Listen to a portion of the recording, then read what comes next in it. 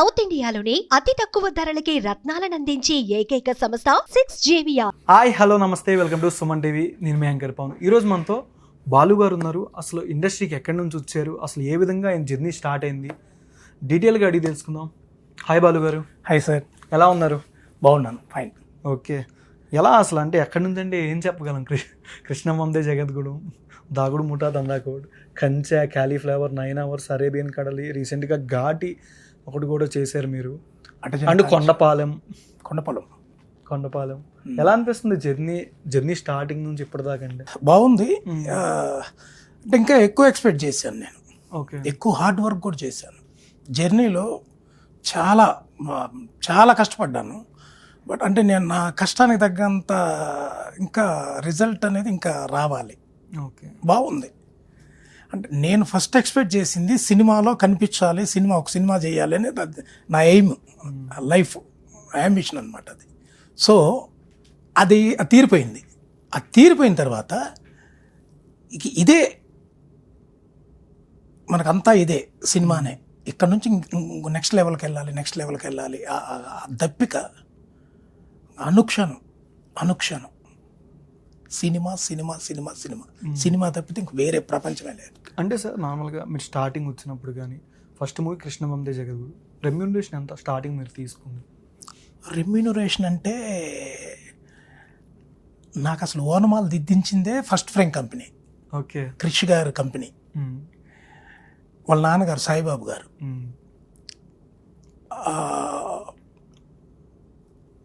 Remuneration అనేది నాకు అసలు నడకలు నేర్పిందే వాళ్ళు, మాటలు నేర్పిందే వాళ్ళు.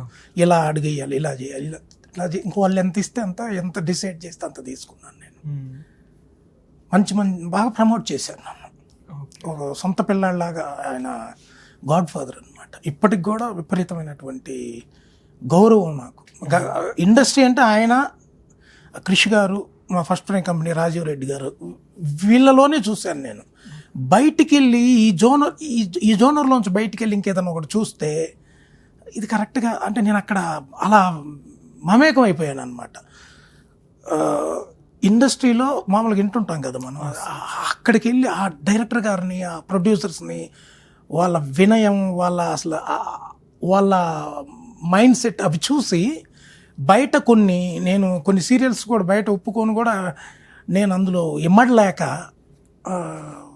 మధ్యలోనే వచ్చేసినవి. అంటే మధ్యలో అంటే మేము చేయలేను అని చెప్పేసి వచ్చేసినవి కూడా చాలా ఉన్నాయి అన్నమాట. ఓకే, అంత ప్రభావితం చేశారు వాళ్ళు.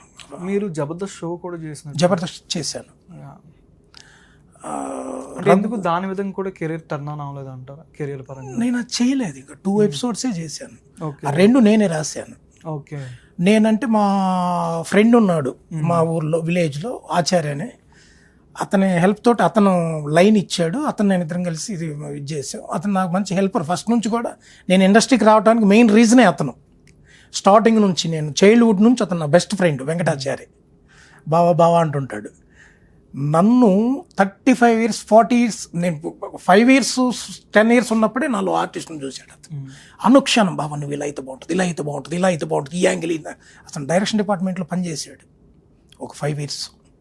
తర్వాత ఇంటికి వెళ్ళిపోయాడు. చాలా కలగనేవాడు, బాబా మిమ్మల్ని ఇలా చూపించాలి అని. అతని ప్రోద్బలంతోనే నేను ఇక్కడికి వచ్చింది. అతను నన్ను ఇక్కడికి రావడానికి అంటే క్రిష్ గారు వాళ్ళు మా ఊరే వాళ్ళు. నేను రాగానే బాగా యాక్సెప్ట్ చేశారు. కానీ ఆ లైన్ అదంతా చేసింది అతనే, ప్లాన్ చేసింది. అంటే ఇప్పుడు ఒక పాయింట్ ఆఫ్ వ్యూ ఉంది. చాలా మూవీస్ రాజేంద్ర ప్రసాద్ గారితో సినిమా చేశారు, అండ్ మధ్యలో back to back cauliflower Sampoornesh Babu గారితో చేశారు, అండ్ చేసుకొని వచ్చారు. బట్ అంటే ఇప్పటిదాకా మిమ్మల్ని బాగా హుక్ చేసిన మూవీ అంటే ఏదని చెప్పచ్చు? అప్కమింగ్ మూవీ ఘాటి, అరేబియన్ కడలి. ఘాటి అంటే నాకు క్రిష్ గారు ప్రతి సినిమా ఎగ్జైటింగ్ గానే ఉంటుందండి. మళ్ళీ పుట్టినట్టే ఉంటుంది క్రిష్ గారు ప్రతి సినిమా. అంటే ఆయన డైరెక్షన్ ఎలా ఉంటుందంటే అసలు మైమ్ చేస్తారు ఆయన. ఈ రాళ్ళు ఉంటాయి కదా, అవి కూడా యాక్ట్ చేస్తాయి అన్నమాట. ఆయన కళ్ళు వెతుకుతూ ఉంటాయి. అలా చెప్తూ ఉంటాడు, సీన్ చెప్తా, డైలాగ్ చెప్తా, ఇప్పుడు ఏం చేస్తావు నెక్స్ట్ అట్లా చేస్తాడు అనమాట. ఆటోమేటిక్గా వెళ్ళిపోతాం ఇంకా. అసలు కృషి గారి సినిమాలు ఇంకా అసలు వేరే అసలు ఇంకా చెప్పేదే లేదు. అరేబియన్ కడలి బాగా ఫిజికల్గా బాగా ఇదైంది మాత్రం అరేబియన్ కడలి. ఓకే. 21 రోజు 22 రోజులు సముద్రంలో లోపల పొద్దున్నే ఎర్లీ మార్నింగ్ 6కి లొకేషన్లో ఉంటాం, అంటే హార్బర్లో ఉంటాం. బోట్ ఎక్కి లోపలికి వెళ్ళిపోతాం, ఒక 25-30 కిలోమీటర్స్ డీప్ సీలోకి వెళ్ళిపోతాం. ఓకే. అక్కడ మాకు పెద్దగా తెలియదు కదా ఏమి, అలలు అంటే బాగా స్ట్రగుల్ అయ్యారు, ఈ బాగా డేంజర్ జోనే. ఫస్ట్ డేనే బోట్ ఆగిపోయింది, మాకు అర్థం అవ్వలేదు అసలు ఏం చేయాలో, ఓకే. భయం వేస్తుంది, ఏం జరుగుతుందో తెలియదు. ఏంటంటే ఫ్యూల్ అయిపోయింది అన్నాడు, చచ్చిపోయాం.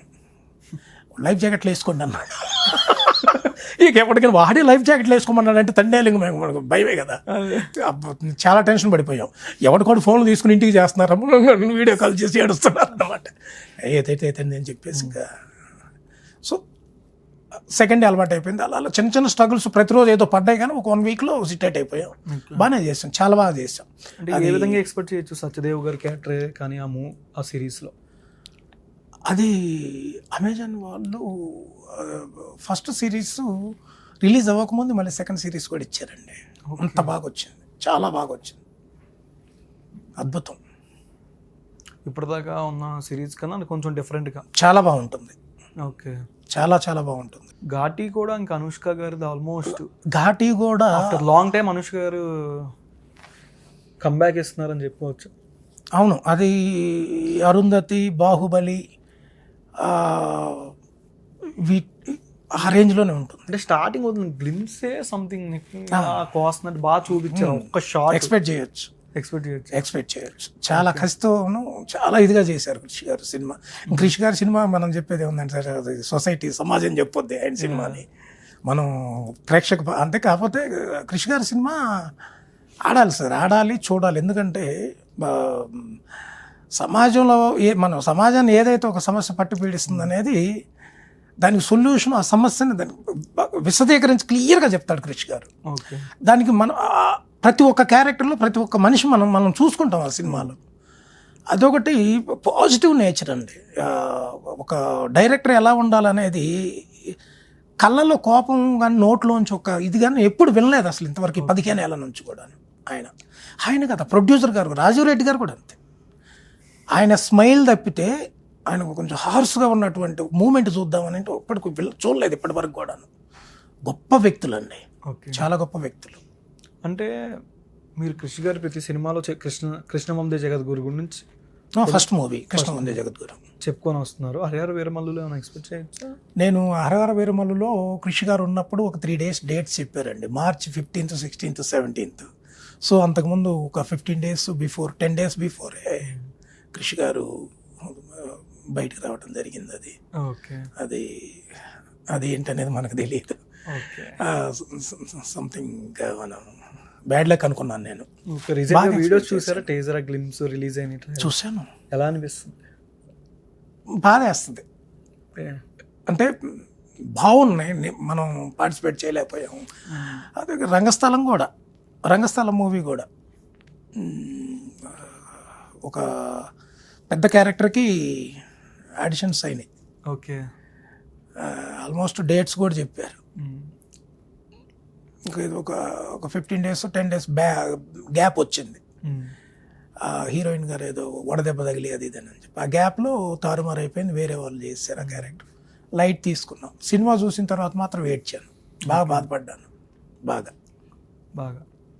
మీ లైఫ్లో బాగా స్పెషల్గా థ్యాంక్స్ చెప్పుకోవాలంటే ఎవరికి? యాక్టర్స్ కానీ డైరెక్టర్స్ ఈ విధంగా?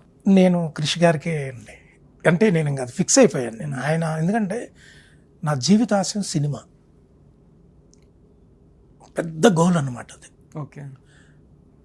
దాన్ని నిజం చేసింది ఆయనే కాబట్టి, దానికి దృశ్య రూపం ఇచ్చింది ఆయనే కాబట్టి నాకు ఇంకా ఆయన తప్పితే ఎవరు కనపడరు. ఒకవేళ పెద్ద నా మీద కొంత బడ్జెట్ పెట్టి ఒక సినిమా ఏదైనా చేసినా కానీ నాకు ఆ ఫీల్ రాదు, ఆయనే వస్తుంది అనమాట. ఓకే. ఎందుకంటే అంత రెస్పెక్ట్ ఇచ్చారు నాకు, బాగా చేశారు ఆయన. గొప్ప వ్యక్తి. ఇంకా ఎందుకంటే వీటికి మీద ఇంకా బెటర్ మూవీస్ ఏం రాలేదా? ఉన్న మూవీస్ కన్నా ఇంకా అప్కమింగ్ మూవీస్ కానీ పాన్ ఇండియా ప్రాజెక్ట్స్ ఈ వైజ్? ప్రయత్న లోపం బ్రదర్ మ్యాక్సిమం. అంటే నేను ఇక్కడే ఒక జోనర్లో ఆగిపోయాను. ఒకటి నాకు ఫార్మింగ్ పిచ్ ఉంది, ఓకే. ఫార్మింగ్ చేస్తాను ఎక్కువ. ఊర్లో ఉందా? ఉంది, ఓకే. అదే మెయిన్. ఓకే. నేను ప్రజెంట్ ఇప్పుడు కూడా అంటే ఒక 10 months అవుతుంది బ్రేక్ తీసుకొని అక్కడ వదిలేసి ఇక్కడికి షిఫ్ట్ అయిపోయాను. ఓకే. ఇక్కడ 9:30 వరకు షూట్ చేసుకొని 10 గంటల బస్కి వెళ్ళిపోయి 4:30కి డైరెక్ట్ ఫామ్కి వెళ్ళిపోతాను దిగేసి. మార్నింగ్ వెళ్ళిపోయి మళ్ళీ తర్వాత ప్రోగ్రామ్ చెప్పుకొని ఇంటికి వెళ్ళిపోయి ఫ్రెష్ అయ్యి మళ్ళీ ఇంకా అక్కడ వచ్చి అలానే ఉండేవాడిని. 9:30 వరకు మళ్ళీ ఫామ్లో ఉండి మళ్ళీ అక్కడ నుంచి బస్ 10:30కి అక్కడ నుంచి బస్సు ఎక్కొచ్చి ఇక్కడ 7కి మళ్ళీ లొకేషన్కి వెళ్ళిపోతాను. అలా చేశాను 14 years. అలానే కంటిన్యూగా చేశాను అలానే. అంటే మీకు స్టార్టింగ్ వచ్చిన మూవీ కృష్ణమంది జరుగు, స్టార్టింగ్ ఇచ్చిన ఆడిషన్ ఏదో ఒక డైలాగ్ అనేది ఒకటి చేస్తారు కదా? ఆడిషన్ అంటే ఏం చేయలేదు నన్ను, ఎందుకంటే పొత్తడి బొమ్మ సీరియల్ అప్పుడు డైరెక్టర్ గారు పిలిచారు. ఓకే. మల్లేని రాధాకృష్ణ గారు అని ఇప్పుడు బుల్లితెర టాప్ డైరెక్టర్ ఆయన. ఏం చేస్తారో నువ్వు అని అన్నారు. మన బుర్రా సాయి మాధవ్ గారు ఉన్నారు కదా, రైటర్ ఆయన దానికి. ఫస్ట్ ఆ సీరియల్ రైటర్ ఆయన, నాకు బాగా క్లోజ్ కూడా ఆయన పిలిచారు. చెప్పమన్నారు, ఏదో చెప్పమంటే మీరు సంథింగ్ ఏం చెప్తాను అంటే మీ ఇష్టం, మీరు ఏ డైలాగ్ ఇస్తే అది చెప్తాను సార్ అన్నాను. ఏదో ఆయన చెప్పిన డైలాగులు 1-2 చెప్పాను. చెప్పగానే ఈ డైలాగు నీ ఇంట్రడక్షను, నువ్వు పనివాడివి, నువ్వు చెప్తానంటే చెప్పాడు. చేయిపోగు రాజులు ఎల్లన్న గారి మల్లన్న గారి పోతే చెరుగట్టు సుబ్రహ్మణ్యం గారి తారుగా బంతిపూల బాబు కూతురు సూర్యకాంతం గారి మనవరాలు చంద్రకాంతం గారి కొడుకు పూలబాబు అన్నాను. నేను చెప్పేశాను. వెంటనే ఒక 5 minutes చూసుకొని వచ్చి సూపర్ అటెండ్ ఓకే అని అన్నాడు. ఇంక నువ్వు ఇంకేమైనా చెప్పగలవంటే సాంస్క్రిట్ నేను దానివేర సూర్ కన్నా మెనీ మోర్ టైమ్స్ ఎక్కువసార్లు చూశాను, నో ప్రాబ్లం సార్. అది నేను అది చెప్పమని చెప్తాను, నో ప్రాబ్లం. ఏది చెప్పమన్నా చెప్తాను సార్ అన్నాను. ఇంకా నెక్స్ట్ మీరు అప్కమింగ్ మూవీస్లో అరేబియన్ కడలిగైనా ఆర్ ఘాటి, దేని నుంచి మీకు బాగా అప్రిషియేట్ వచ్చిందని మీరు అనుకుంటున్నారు? మీకు బాగా నా క్యారెక్టర్ ఇది బాగా ఎలివేట్ అవుతుంది. నేను 2 సమానంగా ఎక్స్పెక్ట్ చేస్తున్నాను బ్రదర్. అంటే ఘాటి ఈ ఉంటాయి బాగా, మన ఎలివేషన్స్ బాగుంటాయి ఘాటి. అరేబియన్ కడలేమో త్రో అవుట్. ఇక అందులో ఒక 7 members ఉంటారు హీరోతో పాటు. మన ఈ కమిటీ కుర్రాల్లాగా అందరికీ సమానమైనటువంటి భోజనం, అందరికీ ఒక్కో టైంలో ఒక్కొక్కరు లేపుతూ ఉంటుంది అనమాట. అది అందరిది బాగుంటుంది. ఓకే. మీరు చూడడానికి ప్రసాద్ బేరాలా ఉంటారు. చాలా మంది అన్నారు అదే మాట. అసలు నాకు ఎన్నాళ్ళు అదే అనిపిస్తుంది. చాలా మంది అదే మాట. ఇంకొక తమిళ్ కమేడియన్ ఒక ఆయన ఉన్నాడు, ఆయన మీరు అది చేశారు కదా ఇది చేశారు కదా అంటుంటారు మామూలుగా. యాక్చువల్గా తిరిగే వల్ల మనం అన్ని క్లారిటీ ఇవ్వలేంగా బయట వెళ్తుంటాం. సార్ మీతో ఒక సెల్ఫీ అంటారు, మీరు అన్నాను సార్ మీరు ఆ సీరియల్లో చేశారు కదా ఇది చేశారు కదా అని అంటుంటారు. మన మహేష్ మిట్ట అంతే ట్విన్స్ అని చెప్పండి. ఇక మహేష్ మిట్టతో పోలుస్తారు కొంతమంది, మన 2-3 తమిళ్ కమేడియన్ ఒక అతను ఉన్నాడు, ఆయన పేరు అవి అంటుంటారు. మీరు ఆ మూవీలో ఉన్నారు కదా అట్లా. ఓకే. ఇంకా నెక్స్ట్ అప్కమింగ్ ప్రాజెక్ట్స్ కానీ ఏముంది లైన్లో మీకు? ప్రశాంత్ నీల్ గారిది ఆడిషన్ ఇచ్చి వచ్చాను సార్ మొన్న. పాజిటివ్గా ఉన్నారా? NTR movie. Okay. NTR dragon. Okay. అదొకటి. ఇంకా చిన్న సినిమాలు ఒక 2 ఉన్నాయి. ఓకే. డ్రాగన్ ఎప్పుడు ఇచ్చారా? అది రామిరెడ్డి గారైనా అక్కడ ఆయన ఆడిషన్ తీసుకొని అది డైరెక్టర్ గారికి చూపించారు. బాగుందని బాగా అప్రిషియేట్ చేశారు. బాగా మీరు ఎక్స్పెక్ట్ చేయొచ్చు, బట్ అది మీ అదృష్టం, అది ఎంత వేషం పడుతుంది అనేది అయితే టచ్లో అప్డేట్ ఇస్తాను. మీకు 2 days బిఫోర్ కూడా మాట్లాడాను అతనితో. మీరు చెప్పే పని లేదు బాలు గారు, మేము చూసాం, ఇది అట్టు పెట్టుకొని ఉన్నాం. నేను ఆడిషన్స్ ఇవ్వటానికి కొన్ని ప్రత్యేకమైనటువంటి కొన్ని పర్ఫెక్ట్గా బాగా ప్రిపేర్ 4-5 అంటే ఒకవేళ అట్లా డిఫరెంట్ జోనర్లో ఆడిషన్స్ ఇస్తాను. అవి బాగా అదేను. మళ్ళీ మన ప్యారడైజ్ ఉంది కదా నితిన్ గారిది, మన నానిగారిది, నానిగారిది, అది కూడా విఆర్ఓ క్యారెక్టర్ ఒకటి, అది కూడా మొన్న ఆడిషన్ ఇచ్చి వచ్చాను. అది కూడా వాళ్ళు సాటిస్ఫై అయ్యారు, చెప్తా ఉన్నారు. ఫ్యామిలీ మీకు ఎటువంటి సపోర్ట్ కానీ? ఫ్యామిలీ ఫుల్ సపోర్ట్ అండి. ఓకే. మా మిస్సెస్ అయితే దేవత నిజంగా. ఎందుకంటే ఈ చూసిన తర్వాత చాలా మంది చూస్తారు కదా ఇంటర్వ్యూ, మా వాళ్ళందరూ చూసిన తర్వాత కొత్తగా ఏం చెప్పలేదు, ఓకే మామూలుగానే చెప్పాడు అని అంటారు. ఇప్పటి వరకు జర్నీలో స్టార్టింగ్ డే నుంచి ఇప్పటి వరకు ఒక్క చిన్న స్ట్రగుల్ కానీ చిన్న డిస్ట్రిబ్యూట్ కానీ ఉండదు మా మధ్య. నేను ఏది ఫైనల్ చేస్తే తను అదే ఫైనల్, నేనే ఇంకా తను, దట్స్ ఆల్. ఓకే. ఇంకా నేను మచ్చేసుకొని పుట్టాను అనమాట, ఆ విషయంలో మచ్చేసుకొని పుట్టాను నేను, దట్స్ ఆల్. ఓకే. జీవితాంతం అదృష్టవంతున్నా. 25 years వరకు ఇంట్లో మా అమ్మ నాన్న వాళ్ళు అంతే పెంచారు, పెద్ద ఫ్యామిలీ మాది. ఆ తర్వాత తను ఎంట్రీ అయిన తర్వాత కూడా తను ఇంకా నెక్స్ట్ లెవెల్కి తీసుకెళ్ళింది అనమాట. ఇంత స్ట్రగుల్ పడ్డా కానీ మేము చాలా హ్యాపీగా ఉంటాం అనమాట. స్ట్రగుల్ అనేది తెలియదు, మేము ప్లాన్ చేసుకుంటాం, గేమ్ ఉండదు అట్లా. పరిస్థితులే కానీ మనం కాదు, మన చుట్టూ ఉన్న అట్మాస్ఫియర్ కాదు అని అనుకుంటాం, చాలా జాలీగా ఉంటాం. ఇంకెవరికైనా స్పెషల్గా థ్యాంక్స్ కానీ ఫ్యామిలీ మెంబర్స్ ఇంకెవరికైనా? ఫ్యామిలీ మెంబర్స్ అంటే మా అమ్మగారు కూడా, మా అమ్మగారు బాగా అసలు మా చెల్లెలు. మేము ఎలా ఉంటామంటే మా చెల్లెలు మేము అంటే వాళ్ళ పిల్లలు కూడా దాదాపు దగ్గర పెళ్ళిడికి వచ్చారు. మా చెల్లెలు వాళ్ళ పిల్లలు కూడా, వాళ్ళ పిల్లల మీద కంటే కూడా మా మేనే ఎక్కువ ఎఫెక్షన్స్ ఉంటాయి మా చెల్లెలకి వాళ్ళకి. అలాగే మా మేనమామలు కూడా, ఈ సినిమా స్టోరీ ఇలా ఉంటుంది అనమాట. ఇది మాకు పల్నాడు ఎఫెక్షన్స్, విపరీతమైన ఎఫెక్షన్స్ మాకు. మా మేనమామలు కూడా అంతే, బాగా సపోర్ట్ అనమాట. ఇప్పుడు కూడా 1 or 2 days కాల్ చేసి ఏం చేస్తున్నారమ్మా, తిన్నారా, ఏంది, ఎలా ఉన్నారు, పొజిషన్ ఏంటి, అది ఇదని వాళ్ళకు డిస్కస్ చేస్తూ ఉంటారు. వాళ్ళ పిల్లలు సమానంగా చూస్తుంటారు, వాళ్ళ పిల్లలు మమ్మల్ని ఒకే విధంగా ట్రీట్ చేస్తుంటారు. ఇంత అరమర కూడా ఉండదు ఎక్కడ కూడా. నిజంగా గొప్ప గొప్ప మనుషులు. మా మామయ్య గారు 3, మా మేనమామలు 3, మా అమ్మ ఒకరు చాలా గొప్ప వ్యక్తి. మీకు అరేబియన్ కడలి ఘాటి మంచి సక్సెస్ అవ్వాలని మనస్ఫూర్తిగా కోరుకుంటున్నాను. Thank you so much. Thank you brother.